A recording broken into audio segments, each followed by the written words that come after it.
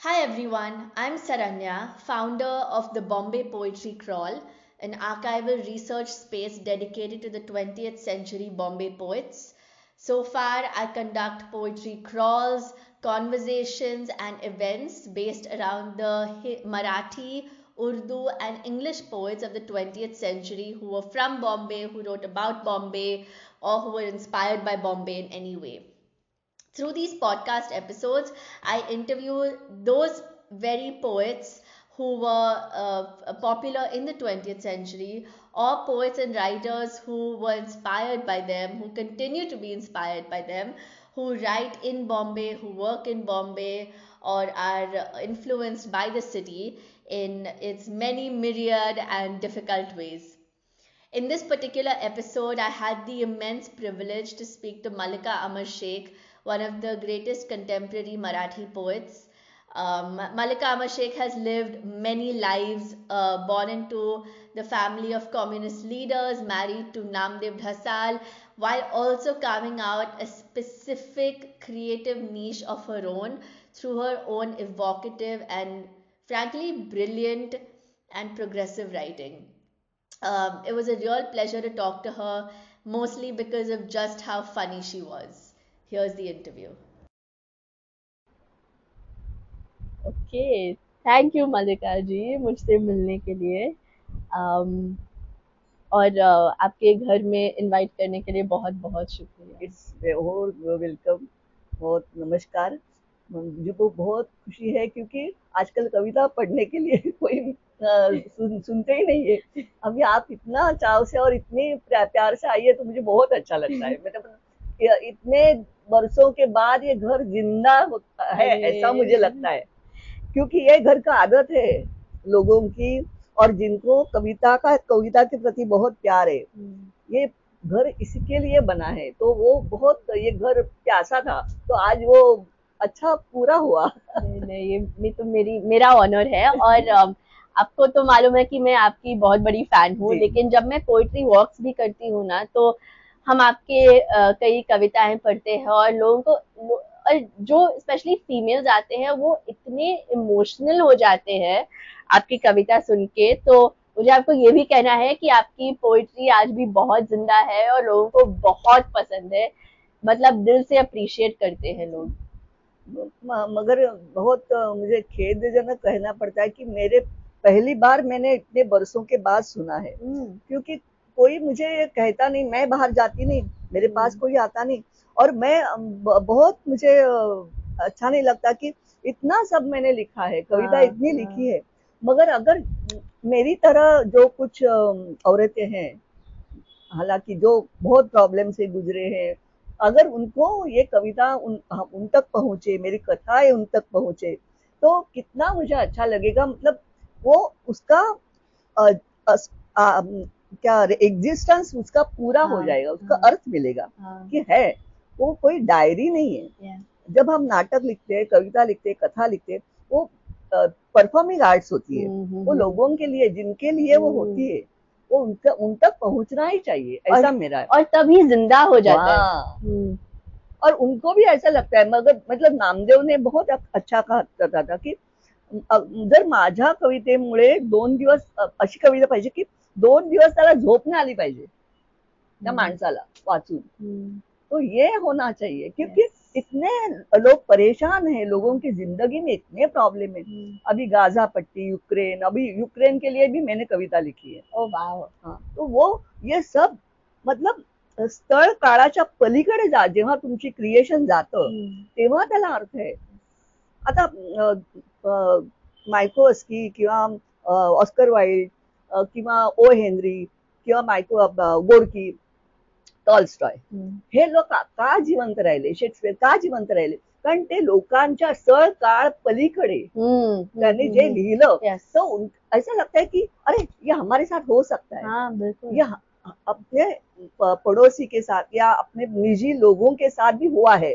ऐसे जब होता तो रिलेट होते हैं लोग की अरे ये तो मतलब ते कधी शाश्वत ती वेदना असते, आणि त्याच्यावर तुम्ही त्याच्या बरोबर जाल तेव्हा त्यांना असं वाटतं की अरे हे माझं दुःख आहे, हे माझं दुःख आहे आणि हे माझ्याशी रिलेट होत आहे, त्यामुळे तो आपल्याला स्वतःला त्याला कुठेतरी फील होतं की हा हे माझं दुःख कोणतरी बोलतंय हर जनरेशन में। हाँ। तो ये एक तरफ में कविता और कथा टाइमलेस होते हैं। टाइमलेस मास्टरपीस वो तभी हो जाती है की स्थळ काळ ओलांडून वेळ ओलांडून ते पलीकडे जातं आणि ते संपतच नाही ते पिढ्यानं पिढ्या जनरेशन टू जनरेशन आगे जा दिलीप और नामदेव कभी खत्म नहीं होंगे बिल्कुल क्योंकि उन्होंने जो लिखा है वो मास्टरपीस हुआ है तो बहुत अच्छा लगता है और क्या मालूम है मला असं वाटतं की जे लिहितात ना त्यांना ते प्रतिसृष्टी निर्माण करतात म्हणजे ते एक वेगळा माणूस निर्माण करतात त्याच्यात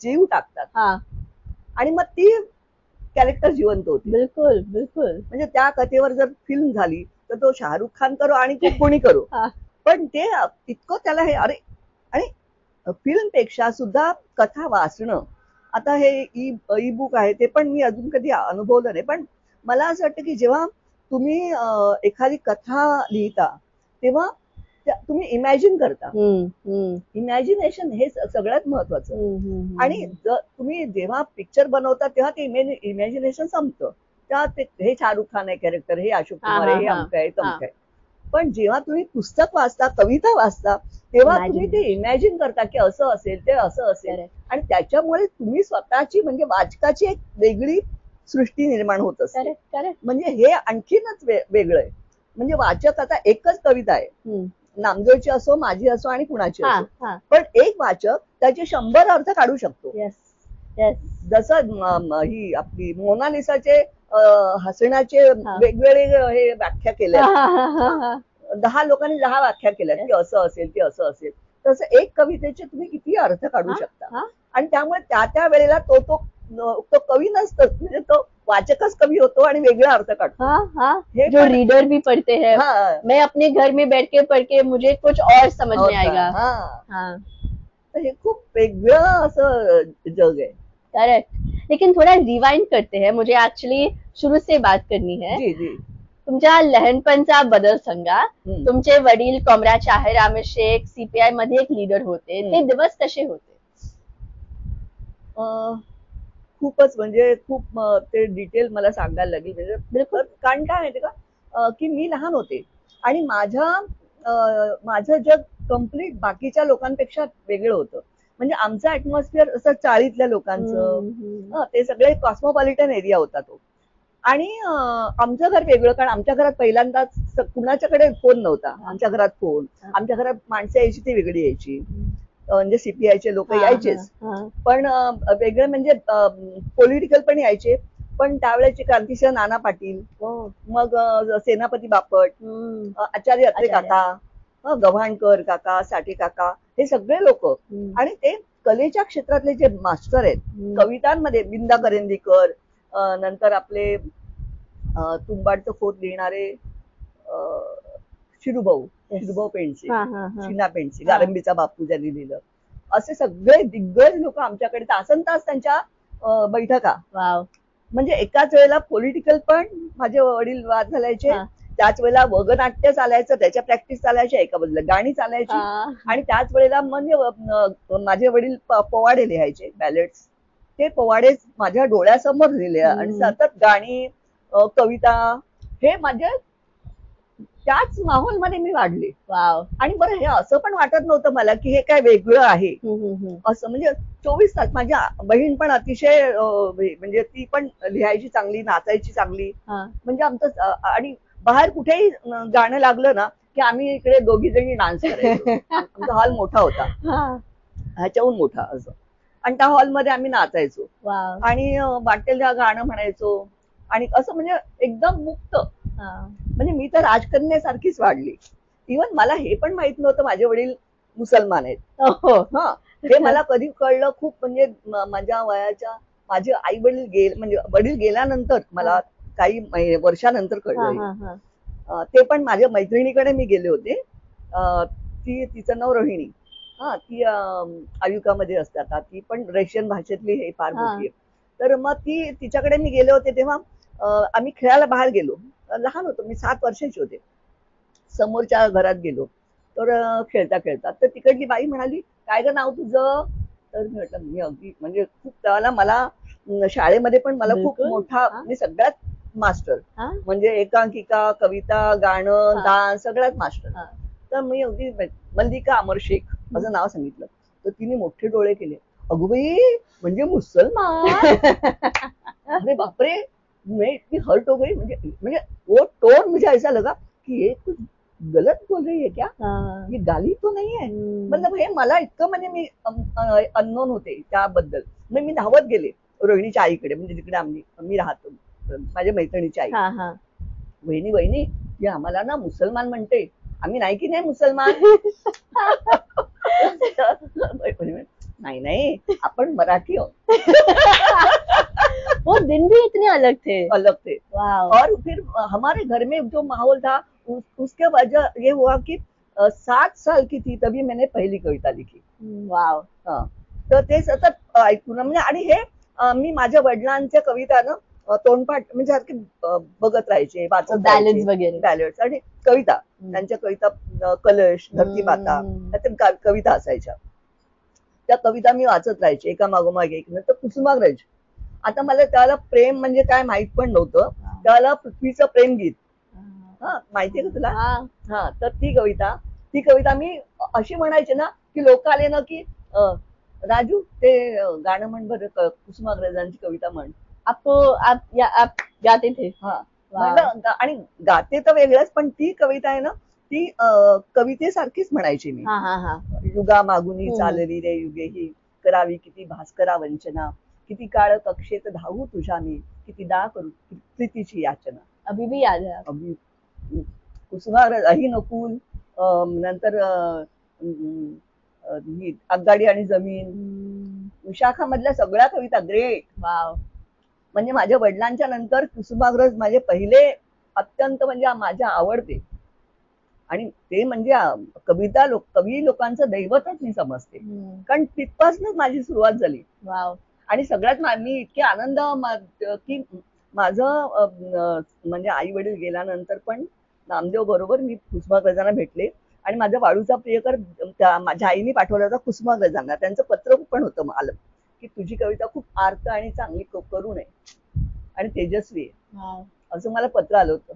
आणि मी त्यांना भेटायला गेले, पाया पडले त्यांच्या. इतकं मला बरं वाटलं की आपण कसं की आपल्याला आपल्या कवितेच्या ह्याच्यामध्ये खूप मोठा असणारा माणूस आणि त्याला आपण भेटतोय, ही गोष्ट किती लहानपणापासून मी त्यांच्या कविता पाठ होत्या. जेव्हा मला माहित पण नव्हतं त्याचा अर्थ काय ते, त्यावेळेला मी म्हणायचे कविता. आणि खूप म्हणजे खूप मला, आणि तो प्रचंड कालखंड आहे ना अक्षरशः राजकुमारी सारखं. कारण मी आजारी असायचे, 4 वेळा डिप्थेरिया, एकदा टायफॉइड, 2 वेळा निमोनिया, आणि म्हणजे ताप बीप येऊन जाऊन असायचे. म्हणजे मी अशी तुला मी फोटो दाखवीन तिकडे आहे असं, म्हणजे हातापायाच्या काड्या. आणि मला खूप जपायचे, मग आई वडील माझे खूप जपायचे. आणि मला 6 महिन्याची असताना प्लुरसी झाली होती. 6 महिन्याची असताना तर डॉक्टर म्हणाले पहिलीच केस आहे की एवढ्या लहान मुलीला प्लुरसी आहे. तर मला 250 इंजेक्शन देऊन ते पाणी सुकवलं. पण त्यांनी डॉक्टरनी सांगितलं होतं की या मुलीला ना ती 12 वर्षाची होईपर्यंत रडवायचं नाही, म्हणजे रडलं की तिला आणखीन त्रास होणार. तर असं मग काय म्हणजे अक्षरशः तळहाताच्या फोडासारखं सांभाळलं मला आई वडिलांनी खूप असं. आणि मग काय की आजारी असताना ना ते एक कोश होत जातो. आपण काय करू शकत नाही, फक्त बिछाना झोपायचं, आई हे दे, आई ते दे, सगळे आजूबाजूला धावतायत. आणि मग तो एक कोश होत जातो. तर मी माझं विश्व आणि ते सगळं मी वाचलेलं असायचं. माझं स्वतःची लायब्ररी होती त्या विभागात, चांदोबा, बेताळ, हॅन्स अँडरसन, नंतर मग आणि काही वेळेला मी गोरकीच्या कथा वाचल्या होत्या, कारण आमच्याकडे होती पुस्तकं. नंतर मग तुला सांगते हॅन्स अँडरसन झालं, नंतर इकडचं चिंगी, फास्टर फेणे, बंडखोर बंडू, मार्क्स वगैरे सगळं, मार्क्स, लेनिन, मार्क्स सगळे. हो तो होगा. एमिल बर्न्सचं पुस्तक होतं ना मार्क्सवर म्हणजे काय, तिचं ते. नंतर जगाला हरवणारे 10 दिवस, ते असं सगळे पुस्तकं माझ्या. नंतर महात्मा फुले, त्यांची परंपरा, असं ही सगळी पुस्तकं मी वाचत होते. आणि त्याच्या नंतर मग अनेक जी आमच्याकडे अंक यायचे ते पण मी वाचायचे सगळे, दिवाळी अंक हे ते सगळं. म्हणजे आमच्याकडे पुस्तकं खूप होती. आणि प्लस माझे आई वडील आणि बहीण हे बाहेर गेले ना की माझ्यासाठी पुस्तकं घेऊन यायचे. मग रशियन लोककथा, अशा सगळ्या गोष्टीची पुस्तकं माझ्याकडे असायची. आणि त्याच्यातनं माझं एक जग आणखीन वेगळं, की मग मी माझ्या स्वतःच्या कथा रचायला लागले, माझ्या कविता मी करायला लागले. मग त्याचं आणखीन कौतुक. कारण एवढ्या लहान वयात. मग मला 1971-72ची बालकवयित्री, महाराष्ट्र बालकवयित्री म्हणून नाशिकचं प्राइज मिळालं, मोठं ढाल मिळाली होती मला. आणि असं म्हणजे इतकं कौतुक आणि इतकं लाड आणि इतकं आणि माझं अहंकार नव्हता मला, पण कॉन्फिडन्स प्रचंड वाढला. आणि एवढं म्हणजे मी अशी पुंकर मारली तर खाली पडेल अशी मी होते. पण तरी पण ना, की आपल्या मेंदूवर आणि आपल्या स्वतःवर विश्वास असणं, कारण तो इफेक्ट माझा अजूनपर्यंत राहिला. अजूनपर्यंत म्हणजे इतकं प्रचंड. नामदेव गेल्यानंतर, नामदेव असताना पण आमची भांडणं, नंतर नामदेव गेल्यानंतर पण मी जे फेस केलं ते पण टोकाचं होतं, भयंकर. पण मी कधी डगमगले नाही किंवा खचले नाही. हे मी अतिशय म्हणजे अभिमानानं सांगेन की किती म्हणजे कोणीच पैसे नाही, माझी माणसं नाहीत, कोणीच नाही. आणि असं असताना सुद्धा मी म्हणजे मला असं वाटतं का की माझं लिखाण, माझ्या वडिलांचं लिखाण न, तसंच माझं जे लिखाण किंवा माझं जे लहानपण वाढलं, त्यामुळे मी प्रचंड कॉन्फिडंट झाले की ती ताकद. आणि काय माहितीये का, एकच गोष्ट नव्हती ना. मी चित्र चांगली काढायचे, मी डान्स चांगली करायचे, मी गाणं बऱ्यापैकी म्हणायचे, माझं लिखाण चांगलं होतंच, नाटकात मी काम करायचे, स्वतः लिहायचे आणि त्याच्यात काम करायचे, आणि चित्रचा म्हणजे ऑलराऊंडर असं. त्यामुळे तो एक माझ्याकडे एक कॉन्फिडन्स होता की अरे म्हणजे काय म्हणते का, मांजर आहे ना, मांजरीला तुम्ही वरून सोडलं कुठल्याही मजल्यावरनं तर ती 4 पायावर उभी राहते, माहितीये ना. मी तशी होते. मला कुठल्याही परिस्थितीत टाकलं तरी मी आपली खंबीरपणे उभी असं. तर हा जो कॉन्फिडन्स मला आयुष्याने दिला, त्यावेळेच्या दिवसाने दिला, लहानपणीच्या. तर त्यामुळे मला म्हणजे आता काही म्हणतात की कला ही परिपूर्ण वाटणं, कला ही परिपूर्ण वाटणं हे कलाकारासाठी चांगलं नसतं. पण मला असं वाटत नाही, मी याच्या अगेन्स्ट आहे. कारण काय माहितीये का, जेव्हा मी कविता लिहिते, कम्प्लीट करते, तेव्हा मला प्रचंड आनंद होतो. म्हणजे अगदी टू बी फ्रँक की सेक्स पेक्षा जास्त आनंद. कारण सेक्स मध्ये आपण दुसऱ्यावर अवलंबून असतो, म्हणजे दुसऱ्यावर ते हो.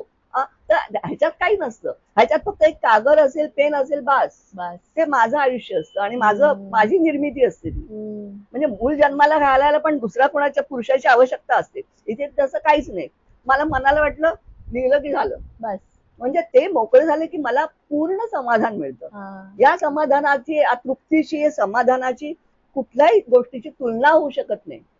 कारण त्यात मी असते, माझी सही असते. आता मी जेवण करेन, मी साडी घेईन, मी कविता करेन, यावर माझी सही आहे की मल्लिकाने केलेली गोष्ट आहे. आणि ते एक अभिमान असतो. म्हणजे मी जेव्हा जेवण करेन ते सुद्धा मी असं करेन की ते चांगलंच झालं पाहिजे. जेव्हा कविता करते ते, आता कविताच्या बाबतीत कसं होतं माहितीये की आता ती स्पॉन्टिनियसली होणारी काय म्हणतात त्याला, प्रतिक्षिप्त क्रिया. म्हणजे आपण झोपेत असलो आणि एखादं काही चाललं तरी आपला हात असा जातो. तर ही जी प्रतिक्षिप्त क्रिया म्हणजे आपण ठरवलेलं नसतं. तर तसं माझ्या कवितेच्या बाबतीत आता बघ ना, म्हणजे 7व्या वर्षापासून मी कविता लिहिते. त्यामुळे ते आता एक असं झालेलं आहे की मला ते काही विशेष वाटतच नाही. जसं येतं फक्त एक होतं की रात्र झाली ना, 11 वाजता, 12 वाजता किंवा 1 वाजता मला सुचलं आणि काय पेन बिन नसलं जवळ, मग उठायचा कंटाळा आला तर मग गेलं ना, ते दुसऱ्या दिवशी आठवतच नाही. आणि इतकं टोचणी लागते, बाप रे. ती म्हणजे रुसून गेलेली प्रेयसी असते ना, काही केल्या परतच येत नाही. आणि मग तो मुलगा तिचं मनवायला ती धावायला तसं ना, पण अजिबात मिळत नाही कविता. ते शब्द रचना असते, ते एखादं वाक्य असतं, एखादं विशेषण असतं, ते जाम लक्षात येत नाही. आणि असं खूप कमी वेळा होतं. कारण मग काय माहितीये, मी कागद आणि पेन नेहमी माझ्या जवळ असतं हमेशा. मग मी ते लगेच लिहून काढते. माझ्या काही कविता मी हल्ली तर एक ओळीच्या लिहिले आहेत. अशा कडाई सगळं.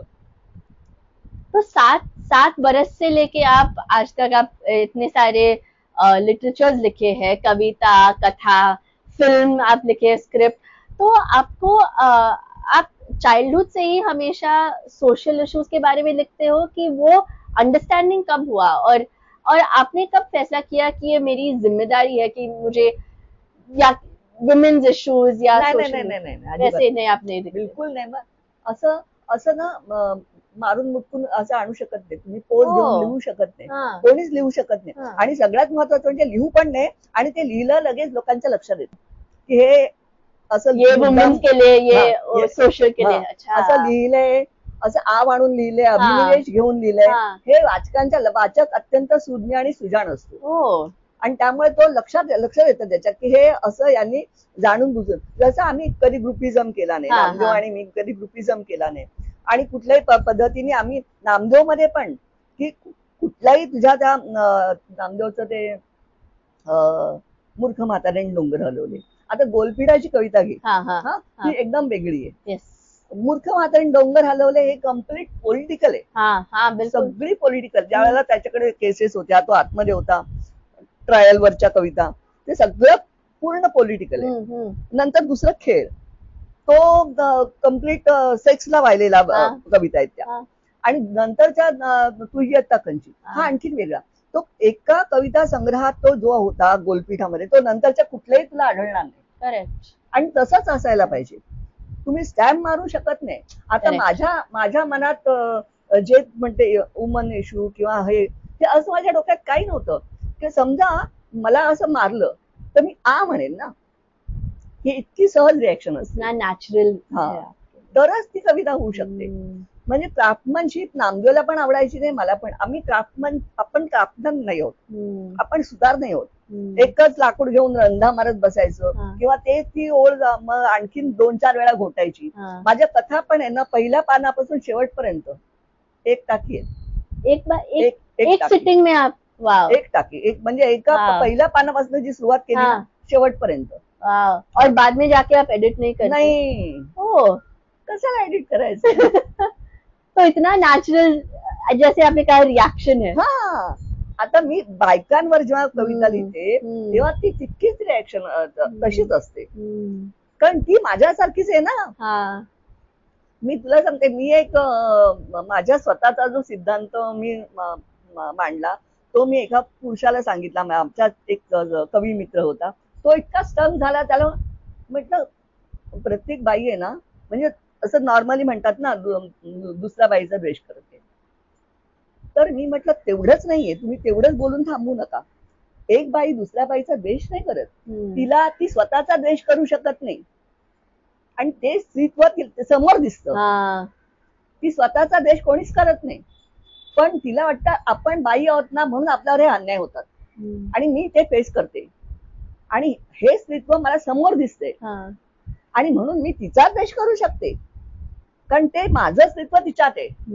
असं तो सगळा आहे, आणि म्हणून ती द्वेष करत असते. ती द्वेष त्या बाईचा नाही करत, ती स्वतःचा करत असते, की मी हे करते, की मी हे का याच्यातनं मी सावरू शकत नाही, मी याला का न्याय देऊ शकत नाही स्वतःला, तर ती नाही देऊ शकत. आता जोपर्यंत पुरुष प्रधान संस्कृती आहे तोपर्यंत असं नाही होऊ शकत.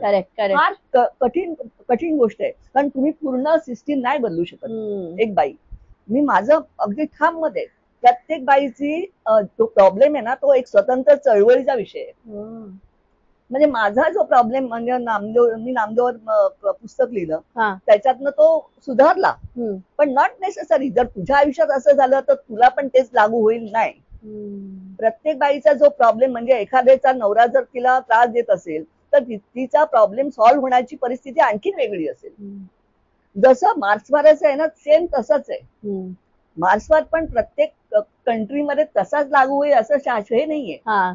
रशियामध्ये झालं ते चीनमध्ये नाही झालं, चीनमध्ये झालं भारतात नाही झाले. ते प्रत्येकाचे वेगवेगळे मार्ग होते. तसंच स्त्रियांच्या बद्दल आहे, की प्रत्येक स्त्रीचा प्रश्न हा एकच असला तरी सुद्धा त्याचे सोल्युशन वेगवेगळे, कम्प्लीट वेगळे, भिन्न असतील. नॉट नेसेसरी की माझा प्रश्न असा निघाला म्हणून तिचा पण असा निघेल, नाहीच. तिने स्वतः त्याच्यातनं मार्ग काढला पाहिजे, असं ते. असं माझं काही काही मतं माझी अशी आहेत, म्हणजे माझ्या अनुभवावरून नाही मी केलेली आहेत, कारण मी बाकीची पण आयुष्य पाहिलेत, एवढ्या बायकांचे आयुष्य पाहिल्यात. म्हणजे आता मी जास्वंद नावाची कथा लिहिली, तर एक लहानपणाच्या त्या प्रेममध्ये मी खूप असे लव्ह स्टोरी पाहिल्यात की प्रेम असतं पण घरच्या लोकांमुळे ते दाबलं जातं किंवा ते नाकारलं जातं, असं सगळं खूप म्हणजे इतके प्रश्न आहेत, इतके प्रॉब्लेम आहेत, असं सगळं असताना म्हणजे आपण गप्प बसू शकत नाही. मग ती रिॲक्शन कविता कथा त्याच्यातनं निघते. म्हणजे जसं मारल्यानंतर रडणं हे किंवा मारल्यानंतर हे इतकं अपरिहार्य असतं, ताबडतोब रिॲक्शन असते, तितकंच ती रिॲक्शन आहे की ती समाजावरची नुसती रिॲक्शन आहे, ते कुठंतरी मी समाजातच येते ना. आणि ती जी समाजातली बाई आहे ती पण माझ्यासारखीच बाई आहे. तिला जर दुःख होत असेल तर ते दुःख मला पण होईल. तर हे दुःख नाही झालं ना तर माणसाला आणि दगडात काही फरकच नाही. असं आहे. तुम्ही सेन्सिटिव्ह असता म्हणून आताची पिढी मी बघू शकत नाही. अपघात झाला काही फोटो काढतात हे लोक, म्हणजे इतकी अगदी निर्बुद्ध झालेले आहेत, संवेदनाहीन झालेले आहेत. म्हणजे त्यांना सेन्सेशनच राहिलेलं नाही माणूसपणाचं, की आपण माणूस आहोत. अरे माणूस व्हायला किती कोट्यावधी वर्ष लागली.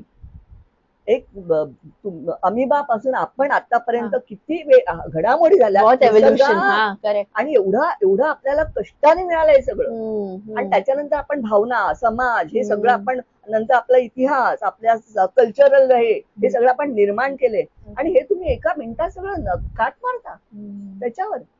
असं म्हणजे एवढं सगळं लोकांनी लिहिलंय किंवा निर्माण केले, याचा तुमच्यावर काहीच परिणाम नाही. याचा अर्थ नुसतं रामाला बसतात, नाहीतर मग आणि काय करतायत, देव नाहीतर सरकार, नाहीतर आपली दैवत असतात त्यांच्याकडे. दैवत भरपूर आहेत, आपल्याला काय दैवतांची कमी नाहीच आहेत. पुढाऱ्यांमध्ये दैवत आहे, देवळांमध्ये दैवत आहेत. Can you imagine? मला कळत नाही. करोडो रुपये मंदिरात घालवतात, त्या राम मंदिरात करोडो घालवतात. आणि एक बाई पुण्यामध्ये 3 लाख होते त्यांच्याकडे, पण 10 लाखासाठी अडला आणि म्हणून तडफडून गेली. पुण्यामध्ये आत्ताची गोष्ट, तडफडून गेली. आणि 3 लाख, आणि धर्मादायी होतं. मंगेशकर हॉस्पिटल धर्मादाय आहे. म्हणजे त्याच्यात तुम्हाला असं आहे तरतूद की जर तो गरीब असेल तर तुम्ही त्याला अगदी कमी खर्चात त्याला हे करायचं, उपाय करायचा. पण 10 लाख मागितले आणि ते दिले नाहीत. 5 तास तिला ब्लिडिंग होत होतं आणि त्याच्यात ती मेली. आणि यांना लाज वाटत नाही? करोडो रुपये देवळात, आणि भक्त पण स्वतः झोपडीत राहतात आणि देवळात सगळे पैसे देवाला देतात. जो चालू शकत नाही त्याला सोन्याचे पाय. आणि जिवंत माणसं बाहेर फुटपाथवर अनवाणी पायाने हिंडतात, ब्लिडिंग. हो. आणि ताजमहाल कबरच आहे ना ती, म्हणजे आतमध्ये कोणी राहत नाही. कबरच आहे ना, आतमध्ये कोणी राहत नाही. आणि जिवंत माणसं बाहेर फुटपाथवर. म्हणजे मला कळत नाही कुठलं जग आहे. म्हणजे मी माझी कवितेची लाईनच आहे की या जगात जगायला आपण मॅच नाही आहोत, एवढंच कळलं. मॅच नाहीये. और मैम आप इतने सालों से बॉम्बे में रहे हो, आपने इतना कुछ देखा है. ऑब्वियसली पर्सनली आपने कम्युनिस्ट पार्टी का फॉल भी देखा, फिर शिवसेना आया, फिर बॉम्बे मुंबई हो गया, फिर कम्युनल राइट्स भी थे, टेक्सटाइल मिल्स बंद हो गए. तो ये सब देखते आपको क्या लगता है कि ये सब बदलाव आपके राइटिंग में कैसे आते हैं, को इन्फ्लुएंस कैसे करते हैं आपके राइटिंग को? आप क्या शहर के बारे में लिखते हो? मला महानगर, माझं तू वाचलंस का महानगर? मैंने पढ़ा है महानगर. महानगर म्हणजे हे संपूर्ण म्हणजे त्या सगळ्या शहरांवरच आहे ते. सतीश कालसेकर ने भी ट्रांसलेट किया था ना? नहीं, सचिन केतकर, सॉरी सचिन केतकर ने ट्रान्सलेट किया. म्हणजे मला मुंबई बद्दल प्रचंड प्रेम आहे. कारण म्हणजे भयंकर अभिमानच आहे मला की मुंबईकर आहे मी. आणि मला अतिशय चीड येते की अरे सगळं जग काय, सगळं डाकीची शहरं सोडून मुंबईतच आले. इतकं ट्रॅफिक जाम, बकाल केले.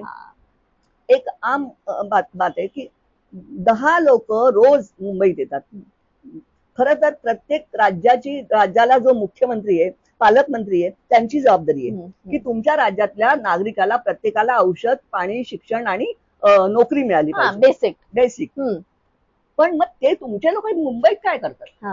बरं 10 लोक येतात, समजा बंगालमधनं आले, उत्तर प्रदेशातनं आले, ते 10 लोकांना नोकऱ्या मिळतच नाहीत, पण 10 लोक परत जात नाहीत.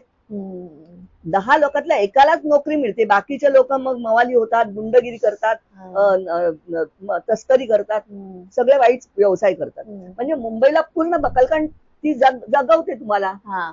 हजारो वाटा असतात, वाईट पण आहेत, चांगल्या पण आहेत, पण चांगल्याकडे फार कमी पैसे मिळतात, वाईटाकडे जातात. म्हणजे अशा तऱ्हेने गुन्हेगारी करण्याचं प्रचंड हे शहरामुळे झालेले आहे.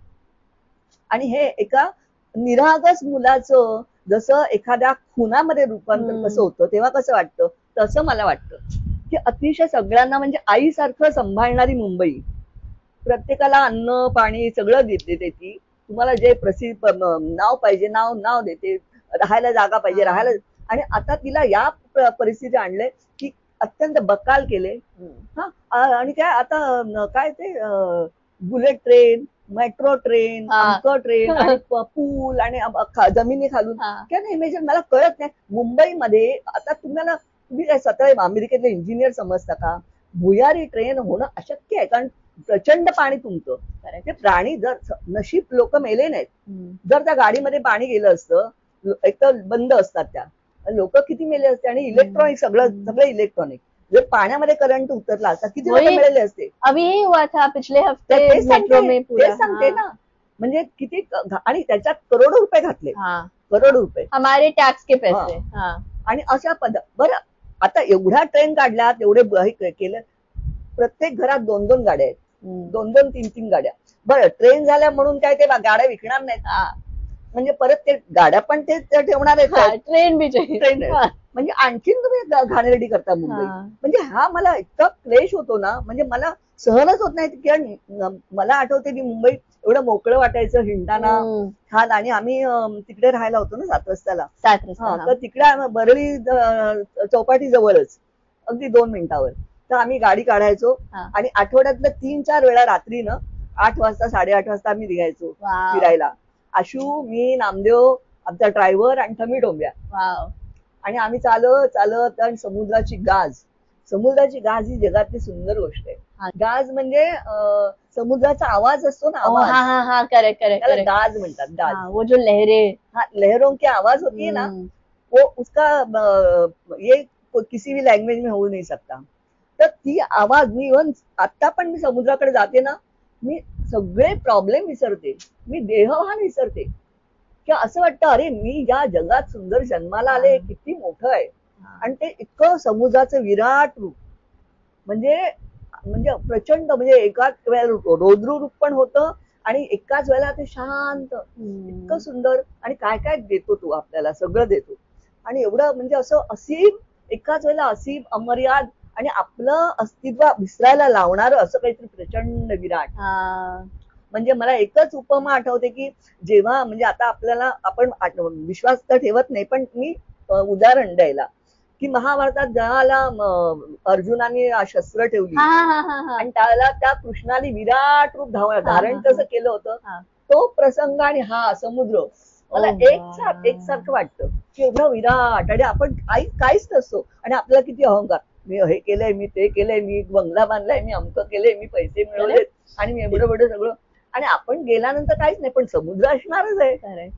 आणि एवढं सगळं म्हणजे इतकं, आणि इतकं सुंदर. म्हणजे निसर्गाचं आणि माझं नातं खूप मला जवळचं वाटतं की झाडं, धबधबे, पाऊस आला की मी रेडी होते. मुझे भी बहुत पसंद है. मी एकदम रेडी होते. एवढं म्हणजे अगदी वेडच व्हायला होतं की तो आवाज पावसाचा, तो मातीचा मंद गंध, आणि ते इतकं छान. आणि आता इकडे आहोत ना, हे पण मला इतकं आवडतं ना, कुठे मुंबई सारखं वाटत नाही बघ. म्हणजे भांडण चाललंय, कलकलाट चाललंय, ट्रॅफिकचा आवाज, हॉर्नचा आवाज, असं काही नाही. आणि उलट सकाळी ना चिमण्यांची चिवचिव, मग पाखरांचे आवाज, आणि एक तर छोटासा चिमणीचं पिल्लू असतं ना, एवढा छोटासा पक्षी आहे आणि इतका शार्प आवाज, आणि तो सुंदर चिवचिवाट करतात, किलबिल, इतकं सुंदर वाटतं. अरे बापरे, असं वाटतं काय आपण भाग्यवान आहोत की या, म्हणजे कल्पना कर, मागच्या काळात आपण जन्माला आलो असतो की तिकडे सती जात होत्या, तर आपलं काय झालं असतं. जिकडे बायकांना वाचायला देत नव्हते, दरवर्षी पाळणा हल्लाच पाहिजे. हा, नशीब त्या काळात आपण जन्माला नाही आलो. Correct correct. नाहीतर मग काय आता या लक्ष्मीबाई टिळकांनी आकपडीनी तिला लिहायला पण येत नव्हतं. बहिणाबाईला पण लिहायला येत नव्हतं. म्हणजे या सगळ्या, आणि त्यांनी आपण काय लिहून ठेवलं हे पण त्यांना नशिबाने आपल्या समोर आलं.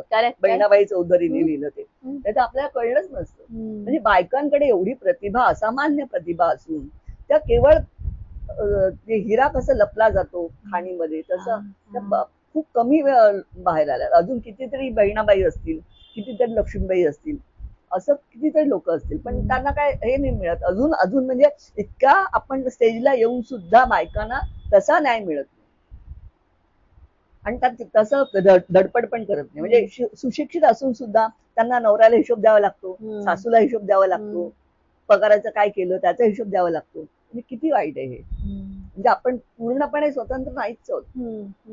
फक्त त्यातल्या त्यात मी भाग्यवान आहे की मी नामदेवशी भांडून माझे स्वतंत्र. म्हणजे तो एक जोक आहे ना की तो म्हणतो नवरा की काय आहे, आमच्यात भांडण कधी होत नाही, कारण ना मोठे मोठे निर्णय ना मी घेतो आणि बायको छोटे छोटे. म्हणजे काय मोठे मोठे निर्णय, म्हणजे अमेरिका चीनशी युद्ध करणार का ते मी घेतो, आणि मुलाला शाळेत कुठला घालायचं, घरात काय काय आणायचं, कुठे कुठे प्रॉपर्टी घ्यायची हे ती ठरवते. इक्वल आहे सगळे निर्णय मी घेत होते. मी जी करण नंतर मी, म्हणजे इतकी भांडखोर माझा स्वभाव नाहीये, पण काय तत्वाचा प्रश्न आला की मग आपल्याला असं होतं की ज्या वेळेला आमची भांडणं व्हायची त्या वेळेला, म्हणजे ठीक आहे फार अगदी ही नव्हती, पण म्हणजे आता नामदेवनी शिवसेनेची जवळीक केली, मला नाही पटलं. पण एक आहे की एक एथिक्स आहे की तो त्या फील्ड मध्ये तो लढतोय राजकारणामध्ये, मी नाहीये, मी घरात आहे. असं असताना मी बाहेर ना तू त्याला मार, तू त्याला असं कर, असं सांगता कामा नये. म्हणजे हे बरोबर वाटत नाही मला तरी, की तुम्ही जर मी स्वतः राजकारणात असते ना तर मी त्याला सांगू शकले असते की नाही मला हे मान्य नाही, मी इकडे जाणार, मी सीपीआय मध्ये जाणार, तू तिकडे जा, तुला जा, असं. पण ते जर मी कुठल्याच फील्ड मध्ये नाही तर मी त्याला फक्त सांगू शकते मला काही पटलं नाही.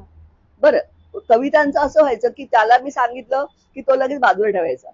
म्हटलं अरे असं नको करू, तुला वाटत असेल चांगली कविता तर ठेव. पण म्हणजे आम्हाला कवितेबद्दल आमचं बॉन्डिंग इतकं जबरदस्त होतं की रात्री 2-2 वाजता, म्हणजे ज्यावेळेला बाकीच्या नवर बायको सेक्स करायचे तेव्हा आम्ही एकमेकांना दुसऱ्यांच्या कविता ऐकायचो.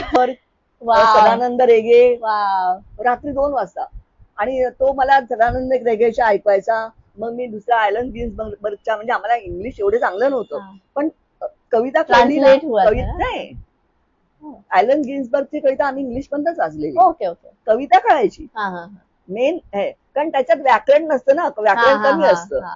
कवितेची भाषा, परिभाषा, आता मला जर उद्या सोमालिया मधली भाषा आली तर मी त्या भाषेत मी कविता करू शकते. असं तर इतकं म्हणजे ते आपल्याला एकदा ते कळलं कवितेची पठडी. किंवा आता सगळं आम्ही, म्हणजे दोघंही आम्ही प्रचंड कवी वाचलेले आहेत बाहेरचे, आणि हे बाकीचे कवी पण आमच्याकडे यायचे, ते पण कविता वाचायचे. तर हे जे आदान प्रदान असायचं कवितांचं, विचारांचं, आणि त्यामुळे ना आम्हाला एक असं जग निर्माण झालं होतं की आम्हाला एक कविता लिहिली की ताबडतोब वाचून दाखवायला पाहिजे. आता मला हे इतकं, म्हणजे दुर्भिक्ष, दुष्काळात कसं पडलेलं माणूस असतं तसं झालंय माझं, की कोणी ऐकायलाच नाही कविता, काय करायचं. तर कविता लिहिली की पहिल्यांदा नामदेवला, की नामदेव पण पहिले कविता लिहिली की मला ऐकवायचं. म्हणजे तो हॉस्पिटलमध्ये, मी इकडे बिछाण्यावर, पण 7 वाजता मी कविता लिहिली तर सकाळी 7 वाजता मी ऐकवायची त्याला. इव्हन हॉस्पिटलमध्ये आम्ही होतो ना, मी नामदेव आयसीयू मध्ये होता, आणि मी 9व्या मजल्यावर आम्हाला स्पेशल रूम दिली होती, तिकडे मी असायचे, आणि मी कधी पण त्याला भेटायला जायची. जेवण पण त्याला मीच नेऊन द्यायची. त्या छोट्या प्लेट, शेगडी असते हॉट प्लेट, त्याच्यावर मी खिचडी करायची, ती त्याला नेऊन द्यायची. आणि मग रात्री 2 वाजता मला कविता आठवली ना, रात्री 2 वाजता मी एकटी, आणि मला खरं तर त्या बंदलची फार भीती वाटते, पण तरी पण मी जायचे आणि त्याला कविता, आणि त्याला मास्क लावलेलं असायचं, व्हेंटिलेशन लावलेलं असायचं, तर त्याच्यातनं तो हसायचा, डोळ्यातनं हसायचा. कविता 2 वाजता, रात्री 2 वाजता आम्ही कविता ऐकवायचो. एकमेकांना. म्हणजे तो आणि मीच ऐकवायचे त्याला. आणि 14 कविता मी त्या हॉस्पिटलमध्ये लिहिल्या त्याच्यावर. पब्लिश हुए हैं क्या? हाँ, मी देते तुला ते पण. बाद में भी दे सकते हैं. वाव. 14 कविता. अच्छा. आणि त्यामुळे ना, आणि कविता ऐकला ना की त्याचे डोळे हसायचे, आणि दुसऱ्या दिवशी त्याचे ही प्लाझ्मा किंवा व्हाईट सेल्स पातळी वाढायची. हा किती कवितेचा मोठा प्रभाव आहे. आणि कारण 2000 झाली होती त्यावेळेला, तर डॉक्टर पण कोणाला येऊ देत नव्हते, कारण त्याला कोणी आलं तर लगेच त्याला लागण होण्याची शक्यता होती. तेवढं 6 वेळा तो कोमात गेला. 6 वेळा कोमात जाऊन तो परत आला. हे असं इतकं म्हणजे भयानक. आणि कधी कधी किती वेळ जातो, कधी वेळ जातोय, कधी राहतोय, असं सगळं म्हणजे टेन्शन किती, की कोणत्याही क्षणी काही होईल. आणि असं असताना आपण आपल्या काही नसतं, म्हणजे इतकं एकाच वेळेला हेल्पलेस. आणि आशू इकडे, आणि त्याला पण पैसे लागायचे तिकडे, त्याला ब्लड साठी पैसे कोणी ब्लड. आणि लकीली काही महिने सगळ्यांनी पैसे मदत केली. मग नंतर गव्हर्नमेंटनी 35 लाख दिले, अमिताभ बच्चननी 5 लाख पाठवले. हो, सलमान खाननी 1 लाख दिले. सगळ्यांनी दिले मदत, सगळ्यांनी केली. पण आता किती माहिती, 9 महिने 35 लाख बिल झालं. असं सगळं म्हणजे खूप तो प्रचंड काळ माझा प्रचंड डिप्रेशन मध्ये गेला. त्याही वेळेला कविता मी लिहित होते, म्हणजे कल्पना कर. म्हणजे सगळ्या वाईट काळात मला कविता साथ होती. वाव. आजकल आप किस टॉपिक पे लिखते हो? कुठल्याही, सब कुछ पहिल्यासारखंच. अच्छा. त्याच्यात काही नाही. म्हणजे मला वाटलं, म्हणजे मी निसर्गापासून बाईपर्यंत, समाजकारणापासून राजकारणापर्यंत, आताच मी एक 2-4 कविता पॉलिटिकल लिहिल्यात. म्हणजे मला नामदेव म्हणायचा, तू न राजकारणामध्ये बोलू नकोस. म्हटलं ठीक आहे, ज्यांना समजतं ना त्यांनी जे काय वाटोळं केले त्याविषयी मला नाही समजत. लेकिन मैम वो दिन कैसे थे जब दलित पैंथर्स नया था, शुरू हुआ था 1972 में शायद. हो, 72. अरे बापरे, क्रेजच वेगळी होती. ते डेडिकेशन होतं. ते वेडे झाले होते लोक. त्यांना आताची लोक म्हणजे आमच्या बॅनरवर फोटो नाही, मग आम्हाला भाषण नाही करू दिलं. आम्हाला भाषण करू दिलं नाही म्हणून राजीनामा देणारे लोक येतात. आणि त्यावेळेला नामदेवने पॅन्थर जन्माला घातली. तो सगळं जन्मदाता तो, आणि तो संरक्षण मंत्री होता. फक्त त्यांना काही नाव नाही, काही नाही. फक्त भाषण करायचं, समाजाला प्रबोधन करायचं. तुमचा शत्रू हा आहे, तुमचे प्रश्न हे आहेत, आणि त्याच्यावर हा सोल्युशन आहे हे सांगायचं. मेगाफोन पण आणायचे, भाड्याने आणायचे, कोणाकडनं मागून आणायचे, आणि असं प्रचार करायचे. किधर फुल मुंबई में? फुल मुंबई काय, इंदापूर पर्यंत. इंदापूर, पुण्याला जास्त हे होते केडर. आणि नुकतं आमचं लग्न झालेलं, हनीमून नाही, काय नाही. तिकडे गेलो आम्ही. अरे 12 वाजेपर्यंत हे लोक चर्चा करत बसायचे कसलं डोंगराचं. त्यामुळे पुण्याबद्दल मला एवढी खुन्नस आहे ना. अरे आमची चांगल्या दिवसाची वाट लावली, आणि हलायचंच नाही, आणि हा पण हालू द्यायचा नाही. बस रे, जाशील रे, मग ते आमकाचं काय झालं, मग ते संघटनेचं काय झालं, काय म्हणजे मला ना इतकं. त्यामुळे अजूनपर्यंत ना हे कार्यकर्ते म्हणजे मला सवतीसारखे वाटतात. असं म्हणजे मला अजिबात त्या बाबतीत मी अत्यंत मध्यमवर्गीय, मिडल क्लास टाईप. माझा संसार नको, मला संसार नको करायला. ह्यांचं काय, आपलं ह्यांचं सगळं व्यवस्थित असतं. पण ना आमच्याकडे म्हणजे, आणि सतत माणसं 12 1 वाजेपर्यंत जायचेच नाही, हलायचेच नाही. आणि परत इकडे आले की त्यांची जेवणं, आणि ते पण मिस करायचं. असं सगळं वैताग होता मला. म्हणजे खूप वैतागायचे मी, आणि त्याच्यात ना भांडणं जास्त व्हायची. असं. आणि मग इलेक्शन आलं, काय झालं, परत आणखीन तो मध्ये उभा राहिला होता, मध्ये सोनं, मग एवढूस चिमूटभर काय गळ्यातलं असायचं ते जायचं. म्हणजे असं म्हणजे खूप मला पिडलं या पॅन्ट, अजूनपर्यंत पिडतात. आता अध्यक्ष बना, आता हे करा, आता ह्या मला जाम. पण कविता म्हणजे कसं, त्याच्यात काही हे नसतं, म्हणजे काय कुणाचं ढवळाढवळ नसते. ते माझे विचार मी जे मांडते ते मांडते. आता लिखते हो. आता एकनाथ शिंदेने जे काय केलं, मला अजिबात ते पटलेलं नाही. आणि म्हणजे अतिशय चुकीचं आहे. म्हणजे हे पक्ष पण घेतला, नाव पण घेतलं, चिन्ह पण घेतलं, माणसं पण घेतली. हं आणि म्हणजे हे आणि अजित पवार, अजित पवार उपमुख्यमंत्री, तो माणूस माझ्या डोक्यातच जातो. अत्यंत घाणेरड्या गलिच्छ भाषेत त्यांनी शेतकऱ्यांना बोलला होता. म्हणजे तो सुसंस्कृत नाहीच आहे असं माझं ठाम मत आहे. त्यामुळे हे लोक आहे ना, मग इकडे चला, मग तिकडे चला, या मंत्र्याकडे चला, असं म्हटलं नाही बा, मी येणार नाही. तर त्याच्यावर मी कविता लिहिली. वाव, ह्याच्यावर ईडीवर नाही हो, ईडी कशाला घाबरायचं, कवी कशाला. हा, नामदेवची एक फार सुंदर ओळ आहे की एक कवी 25 पंतप्रधानांची कुवत ठेवतो. एक कवी. करेक्ट आहे, करेक्ट. मी ते काढूनच ठेवल्यात कविता, तुला कुठल्या ऐकवायच्यात त्या. हा प्लीज बरोबर. एक मिनिट, म्हणजे आता मी म्हटलं ना, ते 2 राजकीय कविता मी ऐकवते तुला.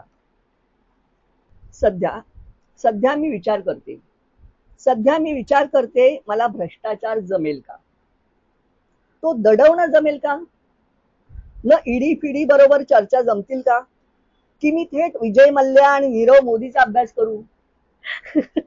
नेमकं काय केलं की मी एकाच वेळी 7 पिढ्यांना पुरतील एवढे पैसे दुसऱ्यांच्या मुंड्या मुरगाळून उभे करेन. नेमकं काय केलं की मी एकाच वेळी 7 पिढ्यांना पुरतील एवढे पैसे दुसऱ्यांच्या मुंड्या मुरगाळून उभे करेन. पण मग ते पैसे परत सरकार जमा झाले न मीही जेलात, तर मग प्रॉब्लेमच. पण अशी पण उदाहरणं आहेत, आत्ता परवाच सुरू, अशी पण उदाहरणं आहेतच की जेलात जाऊन पण मंत्री बनता येतं की. भुजबळ. पण अशी पण उदाहरणं आहेतच की जेलात जाऊन पण मंत्री बनता येतच की. पण मग त्यासाठी नेमकं मेंदू आणि मन कुठल्या मसणमटात गाडायचं ते माहित नाही, हाच एक प्रॉब्लेम. वाव.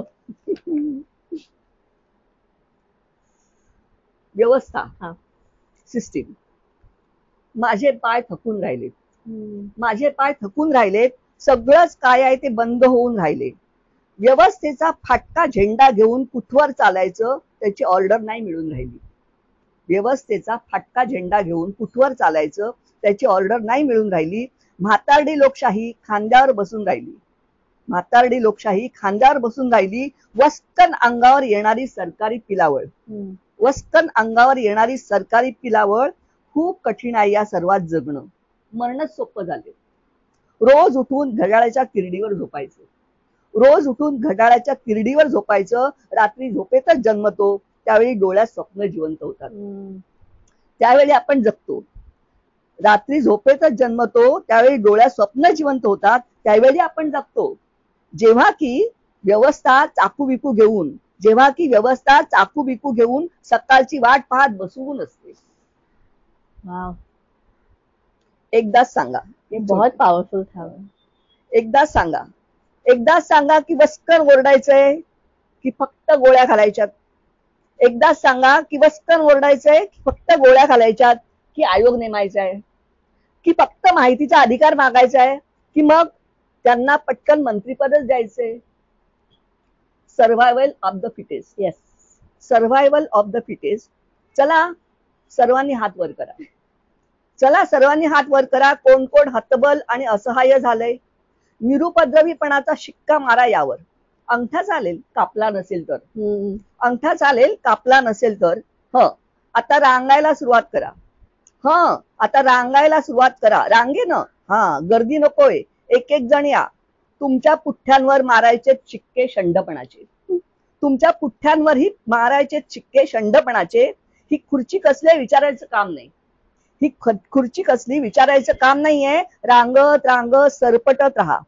थोड्याच वेळात दारिद्र्याची वावटळ येईल, थोड्याच वेळात दारिद्र्याची वावटळ येईल आणि तुम्ही ठार विसरून जाल सारं. भुकेनं तुम्हाला मरेपर्यंत फाशी सुनावले, भुकेनं तुम्हाला मरेपर्यंत फाशी सुनावले. थांबून विचार करू नका, थांबून विचार करू नका. जे जे विचार करतात ते ते मेलेत, जे जे विचार करतात ते ते मेलेत. विचार न करता न थांबता जे रांगतात ते टिकतात. सर्व्हायव्हल ऑफ द फिटेस्ट असंच कायसं म्हणून गेलता तो डार्विन का फार्विन. ये बहुत मुझे मेरी चहेती कविता है. झोप. मी झोपले. मी झोपले, तू झोपलायस. मी झोपले, तू झोपलायस. ते त्या ती आपण सर्व झोपले. सिंहासन मात्र जागच आहे. सिंहासन मात्र जागच आहे. रात्रंदिवस सिंहासन काम करतंय, इरझाऱ्या घालतंय, खलबत, चर्चा, खूप काम. सिंहासनाकडे घड्याळ नाही. सिंहासनाकडे घड्याळ नाही. खूप हात लांब आणि पाय पण लांबच. सिंहासनाला कान नाही, पण तरी सगळं ऐकू येतं. सिंहासनाला कान नाही, पण तरी सगळं ऐकू येतं. ऐकलंच नाही असं पण भासवता येतं. सिंहासन सगळीकडे जाऊ शकतं. सिंहासन सगळीकडे जाऊ शकतं. देवासारखंच ते सर्वत्र सारखंच कठोर आहे. देवासारखंच ते सर्वत्र सारखंच कठोर आहे. आपल्याला झोप प्रिय आहे. आपल्याला झोप प्रिय आहे. आपल्याला नोकरी प्रिय आहे. आपापली व दुसऱ्याची बायको पण प्रिय आहे. आपल्याला नोकरी प्रिय आहे. आपापली व दुसऱ्याची बायको पण प्रिय आहे. आपण शांतता प्रिय आहोत. आपण शांतता प्रिय आहोत. आपण फोन, रेडिओ, टीव्हीवर बातम्या ऐकत झोपतो. सिंहासन मात्र दक्ष आहे. सिंहासन मात्र दक्ष आहे. सिंहासन एकमात्र लक्ष आहे. आपण झोपत स्वप्न पाहू की लोकशाही वगैरे जिवंत आहे. आपण झोपत स्वप्न पाहू की लोकशाही वगैरे जिवंत आहे. आणि आपणही जेव्हा की खलबत शिजत असतील कुणाला उडवायचं. सिंहासन हसत मिशीत गालातल्या गालात. आपण झोपेत हसू आपल्या पांढऱ्या कपाळाच्या नशिबावर, लोकशाहीवर.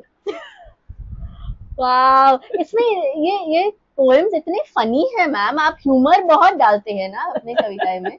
ये हमेशा से है आपके राइटिंग में? उपहास ना, उपहास. हाँ. हो, म्हणजे ज्या वेळेला मला लेकिन इतने भारी सब्जेक्ट के बारे में आप लिखते हो. हा, पण ना त्याच्यात उपहासामुळे ना ती जास्त टोकदार होती. करेक्ट. एकदम डायरेक्टली हिट होता है. गोळी कशी सणसणत जाते ना. करेक्ट. म्हणजे ज्यांना ते आता पॉलिटिशियन लोकांना कळणार नाही, ज्यांना कळेल त्यांना कळेल. पण ते गोळी कशी सणसणत जाते ना, तसं ते उपहास हा अलंकार खूप महत्वाचा आहे. करेक्ट. आणि तो योग्य वेळी वापरला पाहिजे तर ते जास्त परिणामकारक होतं असं माझं मत आहे. इव्हन माझ्या कथांमध्ये पण तसं आहे. काफी है. हाँ. तो मैम मेरे पास एक आखिरी सवाल है. मराठी लिटरेचर ने इतना कुछ देखा है 20th सेंचुरी में. वो जो लिटिल मैगजीन का मूवमेंट था वो तो बहुत बड़ा था. फिर दलित पैंथर्स के थ्रू बहुत सारे दलित और अंडर प्रिविलेज लोग लिखने लगे. और आजकल आज का माहौल कैसा है मराठी लिटरेचर में? आपको क्या लगता है? वाईट आहे. फार वाईट आहे. कारण काय माहितीये का की जे लोक कुणाला जुमानतच नव्हते, कशाची पर्वा करत नव्हते. जाती, सरकार, हे अमकं तमकं हे सगळं काही त्यांना हे जुमानतच नव्हते. म्हणजे बंडखोर. पुन्हा ते ग्रुपिझम करणं हे माहित नव्हतं.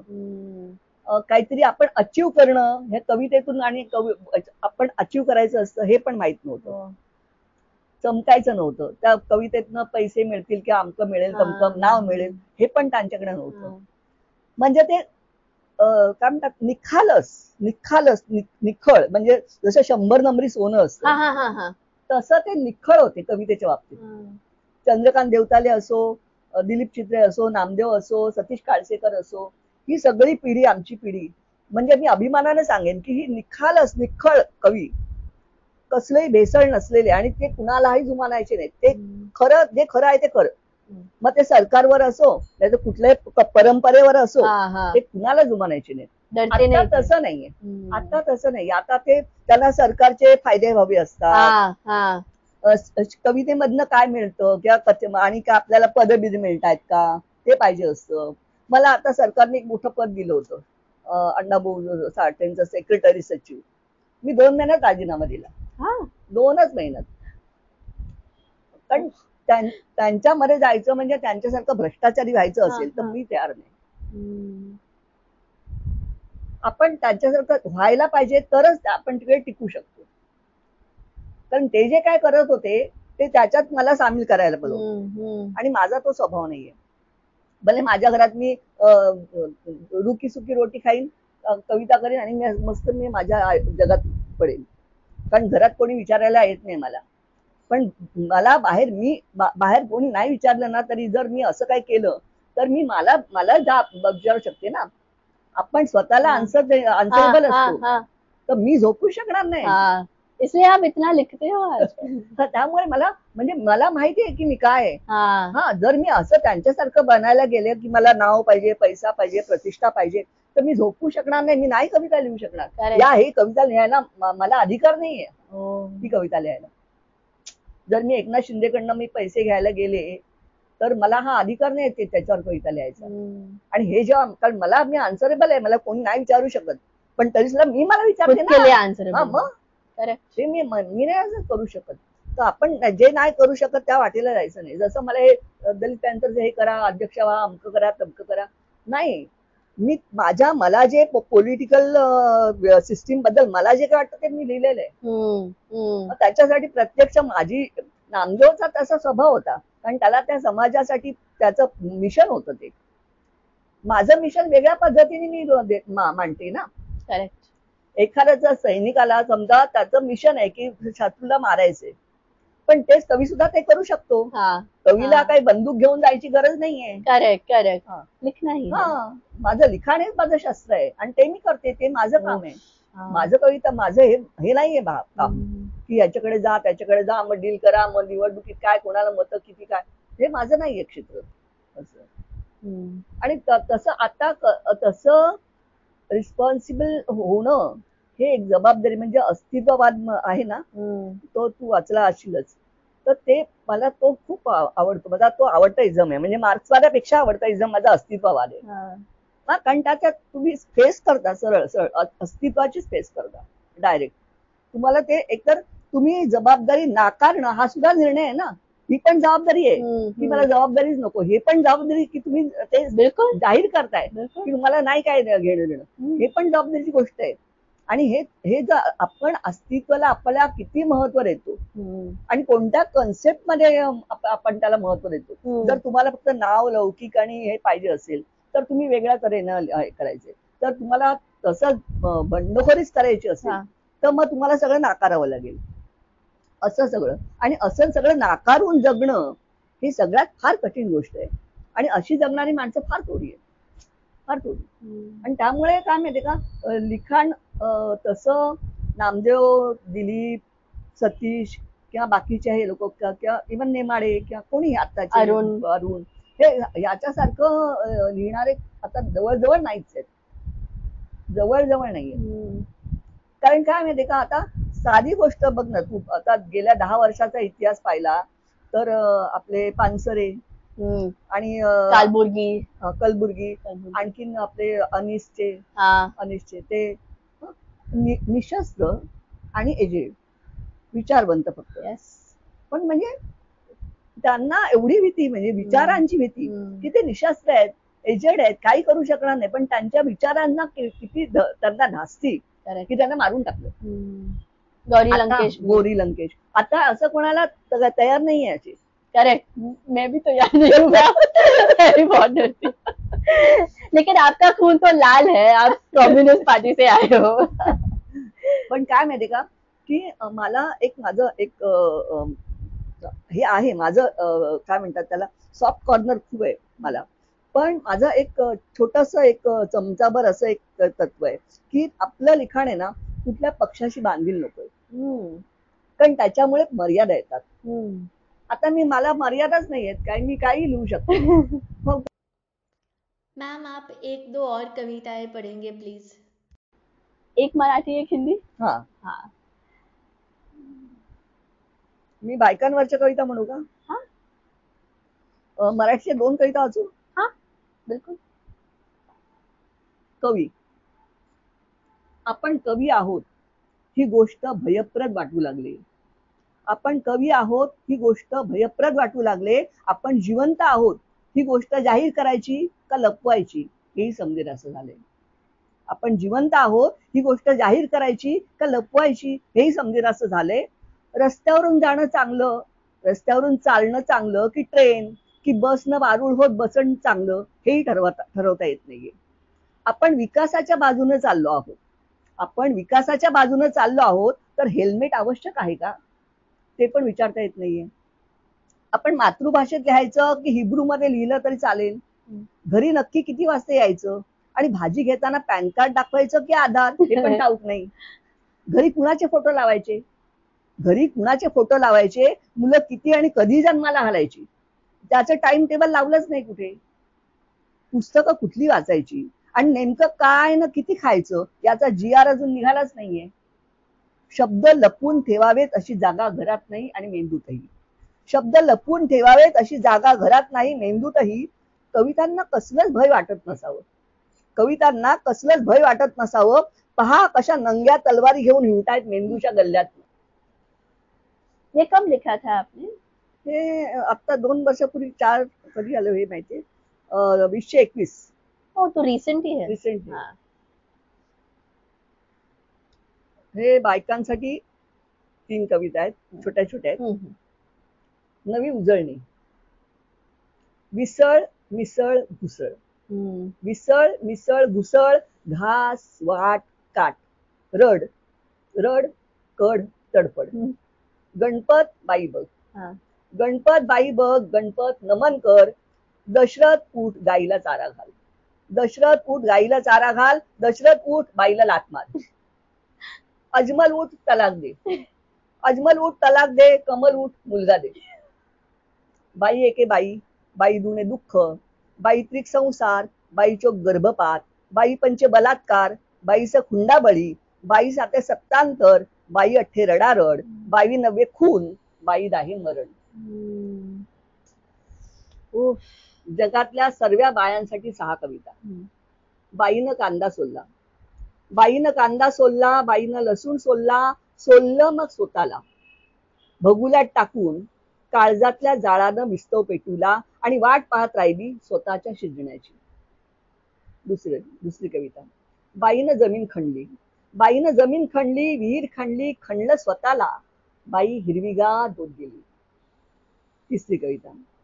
ओंजळी धरलं पावसाला, ओंजळी धरलं पावसाला, आता पाऊस बाई आभाळ एकच झाले. ऐकून म्हणाली बरं झालं बाई, डोळ्यातलं पाणी नाही दिसलं ते. मेणबत्ती उदबत्ती दिवा, विस्तव निखारा, काहीच दिसे नाही मला. एक बाई ढणाढणाट जळताना दिसली नेहमीच. 5वी. कुठलं पसायदान मागू तिच्यासाठी, कुठलं पसायदान मागू तिच्यासाठी. तिचा देह तिचं अस्तित्व धूळ धूळ होत आभाळभर झालेलं. मान उंचावून मी बघत राहते तिला, डोळे जळून गेलेत तिचं विश्वंभर होणं पाहताना. 6. झाडं चालत येतात शहरात, झाडं चालत येतात शहरात, माणसं कापतात झाडं, झाडं मग कागद होतात, टेबल होतात किंवा फुलांनी बहरलेली बाई होतात. जनावरं चालत येतात शहरात, माणसं काहीच बोलत नाहीत, मग ती तशीच चालत माणसांच्या आत जाऊन झोपीत जातात एकदम. पाऊस चालत येतो शहरात, माणसं छत्र्या उघडतात, पाऊस चुपचाप बायांच्या डोळ्यात पापण्या उडून पडून राहतो. असं.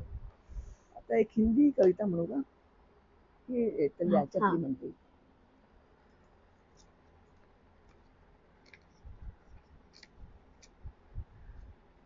कभी लौट आता है, कभी लौट आता है मरने के बाद भी, कभी लौट आता है मरने के बाद भी, यह हैरानी की बात है लोगों के लिए.